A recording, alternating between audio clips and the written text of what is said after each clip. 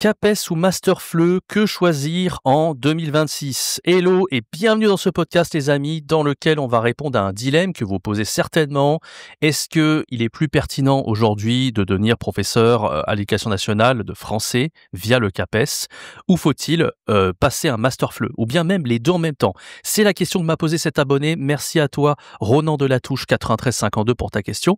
Et donc il se pose la question de, voilà, on va lire sa question, mais en gros, est-ce qu'il faut passer l'un ou l'autre ou les deux en même temps? Donc peut-être que vous êtes dans ce dilemme aujourd'hui et c'est la raison pour laquelle je fais ce podcast. Restez bien jusqu'à la fin. Allez, lisons la question de Ronan sans plus attendre. Et merci au passage pour ta question, Ronan. Bonjour, suivre un Masterfleu tout en candidatant chaque année afin d'obtenir le CAPES est-il une bonne idée afin d'être polyvalent et de se garder plusieurs portes de sortie une fois diplômé? Merci d'avance de votre réponse. Merci Ronan pour ta question. Alors moi je vais répondre en trois parties importantes. C'est quand même une question importante parce qu'on parle quand même de stratégie, de long terme, de est-ce que ça vaut le coup? Et il faut pas se planter, on peut perdre des années de sa vie si on fait un peu n'importe quoi, perdre du temps et même ne pas avoir les diplômes si on se disperse. Donc pour moi, il y a trois parties à ta réponse, Ronan. La première partie qu'on va traiter dans ce podcast, c'est l'importance de se concentrer sur une seule et unique chose, et j'insiste vraiment là-dessus, vous allez voir où je veux en venir. La deuxième question, la deuxième chose, c'est de vérifier si c'est fait pour toi, Ronan, donc sur le court terme et le long terme, et bien sûr, la différence entre le FLE, l'enseignement du français langue étrangère via le Masterfleu, et l'enseignement à l'éducation nationale via le CAPES, ce qu'on appelle donc le FLM, le français langue maternelle, si vous enseignez le français bien évidemment.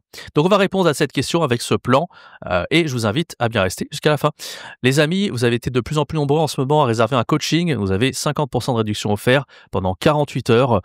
Donc si vous êtes comme Ronan, vous vous posez des questions sur votre avenir, ce que vous voulez faire tout simplement, quel diplôme choisir, mais plus généralement, vous voulez vous lancer dans le domaine du FLE, gagner en compétences, trouver vos élèves en ligne, devenir indépendant, vous expatrier fiscalement dans un autre pays, en Asie du Sud-Est par exemple. Il y a beaucoup de choses que je peux vous apporter. Moi, ça fait 5 ans que je suis en business en ligne, 10 ans dans le FLE. Donc tous les détails de ce que je vous apporte, c'est sur la page du coaching dans le premier en description. Vous avez un suivi 24 heures sur 24, 7 jours sur 7 sur WhatsApp avec moi, en plus du coaching. Et voilà, c'est satisfait ou remboursé. Allez, on y va. Donc la première idée, Ronan, c'est, comme je te l'ai dit, c'est se concentrer sur une seule et unique chose. À ce moment-là, je t'invite à lire un livre qui m'a retourné le cerveau, que j'ai relu récemment, qui est vraiment extrêmement important. Et vraiment, je t'invite vraiment à lire. C'est un livre qui s'appelle The One Thing. Ça veut dire la seule chose en français, d'accord? Donc, qu'est-ce que dit ce livre, The One Thing, qui est vraiment un principe de vie fondamental quand on travaille sur des projets ou même sur des études, c'est qu'il faut mettre tous ses efforts dans la même direction. Et quand je dis tous ses efforts, faut essayer de tendre vers les 100% d'efforts dans la même direction et sur le long terme. Alors, c'est pas dur de mettre tous ses efforts dans la même direction. Le plus dur, c'est de le faire pendant une période donnée parce qu'on a tendance à se disperser et à vouloir faire trop de choses. Et toi, le problème, en fait, Ronan, c'est que tu veux faire un peu de... voilà, le CAPES, c'est ton objectif prioritaire, on le voit, mais tu dis, OK, pourquoi pas un plan B? Si je me plante, au moins j'aurai un Masterfleu. Et le problème, en fait, avec cette stratégie, c'est que tu disperses ton énergie. Tu vas faire donc 50% d'efforts sur le Masterfleu et 50% d'efforts sur le CAPES. Et d'ailleurs, non, parce qu'en fait, finalement, si tu passes un Masterfleu, tu feras 80% de FLE et 10% de CAPES. Enfin, tu vois ce que je veux dire. Tu vas disperser ton énergie, alors que pourtant, ta priorité, d'après ton message, je vois, c'est quand même, tu as envie de passer le CAPES. Ça se sent dans ton message. Tu dis, voilà, j'aimerais le CAPES, mais en même temps, tu es là en mode, on sait jamais, je vais peut-être passer le Masterfleu au cas où je ne serais pas pris.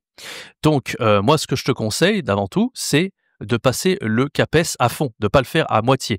Comme ça, si tu le fais à fond, tu vises au moins l'efficience et c'est beaucoup mieux que de faire deux choses en même temps, tu vois. Et tu perds pas tes chances de réussir au moins et tu risques d'avoir c'est le problème, si tu te disperses, c'est que finalement, tu vas justement mettre ton attention 10 à 20% du temps sur le CAPES et tu risques de le passer encore et encore, alors que si tu mets 100% de ton énergie là-dessus, tu as beaucoup plus de chances de l'obtenir.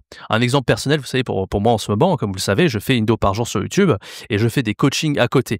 Et si je faisais 10 trucs en même temps, j'aurais beaucoup moins de chances que le coaching vous plaise déjà et que je puisse vous apporter de la valeur. Et c'est pareil pour toi, Ronan, si tu mets tous tes efforts sur une seule chose, la chose bien sûr que tu veux en priorité. Si ta priorité c'est le CAPES et ça se voit dans ton message, le Masterfleu, oui, garde-le dans un coin de la tête, mais n'essaye pas de passer les deux en même temps. Ça, pour moi, c'est une mauvaise idée. Ensuite, deuxième partie, c'est de voir si c'est fait pour toi déjà. Maintenant que tu t'es dit: «OK, maintenant je vais me concentrer que sur le CAPES et sur rien d'autre», est-ce que c'est réellement fait pour toi? Le CAPES, c'est ça que tu dois te demander. Donc la première chose, c'est, la vision court terme et la deuxième chose, c'est la vision long terme. À court terme, la chose que je te conseille, c'est de toujours tester le métier. Mais ça, tu le sais, je l'ai encore répété dans les dernières vidéos que j'ai faites sur la chaîne, notamment sur le DAFLE. Il est extrêmement important de tester toujours le métier avant de se lancer dans une direction. Et le problème en France, c'est que souvent, vous avez à faire des études pendant des années, des fois pendant 10 ans. Vous savez, quand on passe la médecine pour devenir médecin, bah voilà, on fait des études de médecine pendant 10 ans et ça ne veut pas dire qu'à la fin, on va devenir médecin. Il y en a plein qui passent les études de médecine et au final, à la fin, ils se rendent compte qu'ils veulent pas être médecin. Et ça, c'est un énorme problème parce qu'en France, on a toujours un énorme fossé entre la réalité du terrain et les études que l'on passe ou même le diplôme que l'on passe. Donc toujours essayer de tester le métier avant de se lancer. Le plus gros problème, comme tu l'auras compris, c'est qu'avec le CAPES, c'est compliqué de tester le métier en amont.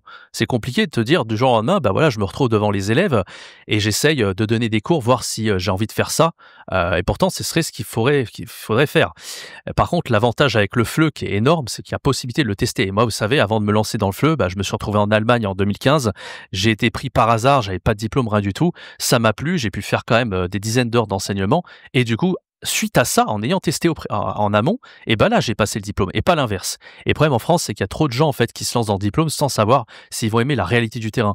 Et encore une fois, le diplôme en lui-même, c'est aussi différent parce que tu vas peut-être aimer étudier pour le master FLE ou le CAPES, mais une fois que tu vas te retrouver devant les élèves, ça va peut-être pas te plaire. T'en sais rien en fait, tant que t'es pas dans la réalité du terrain. Donc, faut que tu te poses les questions sur le court terme. Alors, sur le CAPES, comme je dis, c'est difficile de le tester, mais au moins sur le FLE, tu as toujours possibilité de le tester avec un ami ou deux à toi qui seraient éventuellement étrangers et qui auraient envie de prendre un cours d'essai ou deux gratuits avec toi. C'est déjà pas mal. Après, pour le CAPES, faut réfléchir à une façon de le tester, tu vois, avant de se lancer dedans. Ensuite, la deuxième chose, c'est la vision long terme que tu dois avoir. Donc là, tu sais, hein, il y a deux choses différentes entre le CAPES et le master FLE, enfin je veux dire le fait d'être prof de FLE et le fait d'enseigner à l'éducation nationale. Tu as d'un côté l'éducation nationale avec le CAPES, donc évidemment c'est le CDI, c'est la stabilité à vie plus ou moins. Donc le but c'est que tu puisses rester à vie en France, hein, donc avec un boulot, c'est un peu la planque, moi j'appelle ça. Et de l'autre côté, bah, tu as moins de stabilité si tu fais du FLE, mais tu peux faire l'enseignement en ligne pour créer ta propre stabilité. Mais si tu fais du présentiel, ça sera beaucoup moins stable, tu auras des CDI à droite, des CDD à droite à gauche, etc. Donc ça dépend en fait de ce que tu veux dans la vie. Est-ce que tu veux rester en France toute ta vie ou est-ce que tu veux plutôt voyager, aller à l'étranger? Ça, je peux pas te dire. Ça dépend vraiment de ta personnalité, tout simplement. Donc là, si tu veux rester en France, bah, passe le CAPES. Si tu veux voyager, pense au FLE. Et après, ça dépend aussi de comment tu vois les choses. Est-ce que, voilà, est-ce que ça te plaît aussi d'enseigner à ce type d'élèves, et cetera. Et ça, on va le voir justement dans la troisième partie, les différences entre enseigner le FLE et d'enseigner le FLM, ce qu'on appelle le FLM, le français langue maternelle. Donc ça, c'est pas du tout le même type d'enseignement.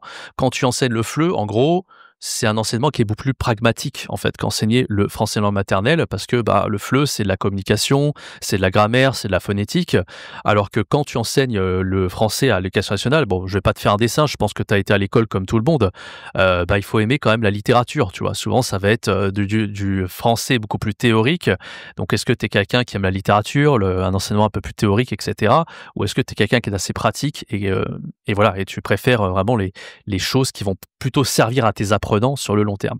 Moi, pour te donner un ordre d'idée, c'est vraiment un alignement des planètes pour le coup, hein, et ça aurait pu ne pas être le cas, mais tu vois, moi j'étais nul en littérature, j'ai jamais été quelqu'un de littéraire. À l'école, j'ai eu des notes pourries en philo et en français, c'était pas du tout mon truc. Donc je me suis dit, ok, le CAPES, c'est pas du tout pour moi. Et finalement, bah, c'était parfait parce qu'il se trouve que moi, je voulais voyager. En plus, les études en elles-mêmes m'ont intéressé et en plus, le métier, je préférais parce que, bah, comme tu le sais, à l'éducation nationale, tu vas te taper des élèves qui sont pas forcément intéressés, tu vas devoir aussi faire un peu la police, être un peu plus autoritaire, alors que dans le FLE, l'avantage, c'est que tu vas avoir des adultes, des gens qui payent de leur poche pour avoir des cours, c'est quand même relativement intéressant. Et c'est pour ça que ça fait 10 ans que je suis dans le FLE, que j'ai commencé en 2015 et je continue aujourd'hui en 2025 via l'enseignement en ligne, tu vois. Donc encore une fois, tout dépend de ce que tu veux. Là-dessus, il n'y a que toi qui peux le savoir. Et surtout, si je peux te donner un conseil, n'écoute pas ceux qui te conseillent des choses, parce qu'il y a beaucoup de gens qui veulent aller à l'éducation nationale pour le côté sécurité, pour être en CDI et pour faire ça. Évidemment, il y a des gens qui sont faits pour ça. Je suis pas en train de cracher là-dessus, hein. Il y a des gens qui sont faits pour avoir une stabilité, qui aiment la littérature et qui n'ont pas forcément envie d'aller en Asie ou voyager ou je sais pas quoi. Donc là, à ce moment-là, le CAPES peut s'avérer être une bonne option. Mais si tu te sens être plutôt ne pas aimer la littérature, si tu te sens avoir un enseignement un peu plus pragmatique, avoir des élèves plus intéressants entre grands guillemets, des gens adultes qui sont prêts à payer, des amis que tu vas te faire aussi, hein, parce que franchement dans le FLE, les élèves, moi c'est devenu des amis, hein, disons-le clairement. Alors qu'à l'éducation nationale, bon bah ça dépend où tu es envoyé, hein, si tu es dans le 9-3 en banlieue parisienne, tu auras peut-être des élèves voilà, qui viennent en cours, mais voilà, je vais pas te faire le tableau, je pense que tu vois ce que je veux dire. Donc si tu te poses la question de quelle voie est faite pour toi et que tu veux discuter plus profondément là-dessus, j'ai un coaching, donc il est valable à 50% de réduction pendant 48 heures, c'est le premier lien en description. Alors c'est pas simplement discuter, évidemment, le but c'est de te donner un plan d'action concret sur ton avenir. Qu'est-ce que je ferais en fonction de ton profil si j'étais toi? Moi, comme je t'ai dit, c'est une question que je me suis posée il y a de ça 9 ans, pour être plus exact. Au début, je voulais faire le CAPES, hein, très franchement. J'étais, moi, tu vois, j'étais parti pour être prof d'anglais à l'éducation nationale. Je me suis posé la question et finalement, je me suis rendu compte que c'était une énorme connerie parce que j'ai failli écouter des gens qui m'ont dit de faire ça et au final, heureusement que j'ai pris la voie du FLE. Donc voilà, ça, c'est vraiment important que tu te poses les bonnes questions en fonction de ce que tu aimes et en fonction de ce que tu veux faire sur le court et long terme. J'espère que ce podcast t'aura plu. Merci les amis d'avoir suivi cette vidéo. N'hésitez pas à laisser un like et à vous abonner si vous avez aimé ce podcast. En ce moment, je fais une vidéo par jour, donc abonnez-vous pour ne pas rater les prochaines vidéos. Et n'hésitez pas à réserver un coaching aussi si vous voulez, comme Ronan, trouver votre voie. Peut-être ça va être l'enseignement en ligne ou plus généralement, vous avez un projet long terme de quitter votre travail et je vous aide réellement à accomplir ces objectifs-là grâce au coaching en description. Et on se retrouve très bientôt pour un prochain podcast. C'était Jérémy. Ciao, bye bye.